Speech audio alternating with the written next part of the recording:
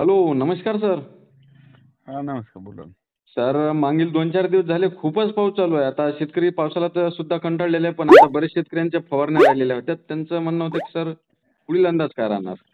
आज आहे 3 तारीख, हो, 3 सप्टेंबर 2025. हो. शेतकऱ्यांना म्हणा उद्यापासून ऊन पडणार आहे. उद्यापासून 4 तारखेपासून. 4 तारखेपासून सूर्यदर्शन आहे.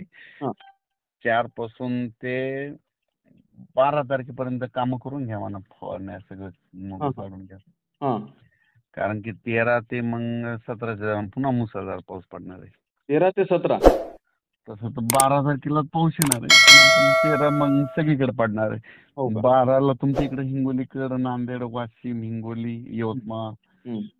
अकोला, अमरावती तिकडे 12ला सुरुवात होणार आहे. पण 13ला मग सगळ्या राज्यात जाणार आहे. हो का?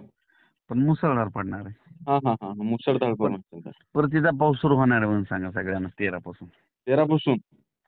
परतीचे 2 पाऊस चांगले पडणार आहेत परतीचा.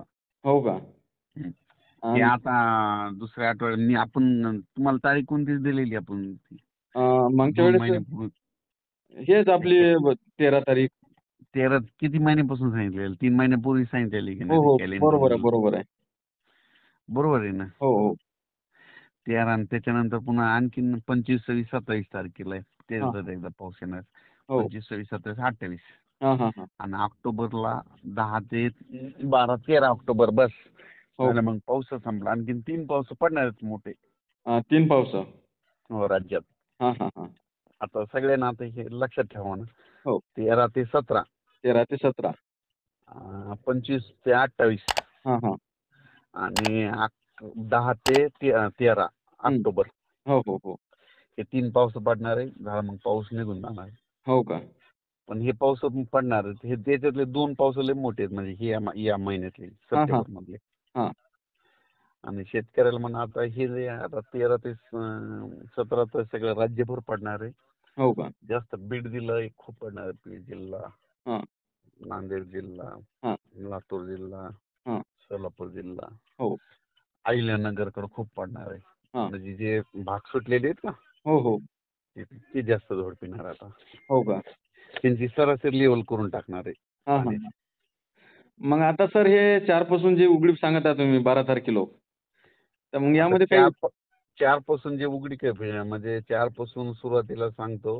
हं. अं, सोलापूर जिल्हा, हो. धाराशिव जिल्हा, हं, बीड जिल्हा, हं, अहिल्यानगर, परभणी, जालना, हं, बुलढाणा, हं, अकोला, अमरावती, हं, वर्धा, नागपूर, भंडारा, गोंदिया, हं. यवतमाळ, हिंगोली, वाशिम, नांदेड, ह्या पट्ट्यामध्ये 4 पासूनच उघडा. उद्याच म्हणजे 4ला बऱ्याच ठिकाणी सूर्यदर्शन होईल.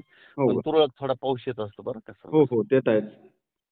आणि त्याच्यानंतर मग 5ला आणखीन थोडं चांगलं सूर्यदर्शन होईल. हां, हां. 6 पासून आणखीन थोडं जास्त होईल. हो. मग 7 पासून जरा चांगलं क्लिअरच होईल. चांगलं असं बरोबर आहे. वापसावं त्याला समजा हो. 7, 8, 9, 10. समजा पाऊस उघडला, पण उघडायला थोडा टाईम लागेल म्हणजे एकट-दुकट जागी सरी कोसळेल हां, साधारण. तसे करून. मग 7 पासून एकदम क्लिअरच होईल असं. हां, हां, हां. आणि उत्तर महाराष्ट्रात मात्र 4 पासून उद्यापासून पाऊस तिकडे पडणार आहे. हो का? 4, 5, 6, 7. हं, मग त्याच्यामध्ये नंदुरबार जिल्हा, धुळे जिल्हा, नाशिक जिल्हा, इगतपुरी हं. आणि अहिल्यानगरचा काही भाग आहेत, पण नेवाशापर्यंत. हां. आणि मुंबई. हो. म्हणजे अहिल्यानगरमध्ये कोणतं?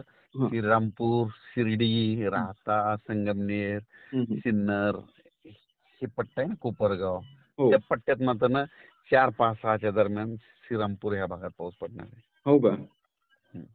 आणि सर आता हे जो परतीचा पाऊस आहे, तर आता शेतकऱ्यांच्या मनामध्ये अशी एक चिंता पडलेली आहे, की बुवा आम्ही ज्यावेळेस सोयाबीन सोंगणी करू, तर त्यावेळेस मग पाऊस असा धुमाकूळ घालणार, की एकदम म्हणजे पाऊस उघडीप पडणार येईल. आहे तिथं सांगतो ना मी.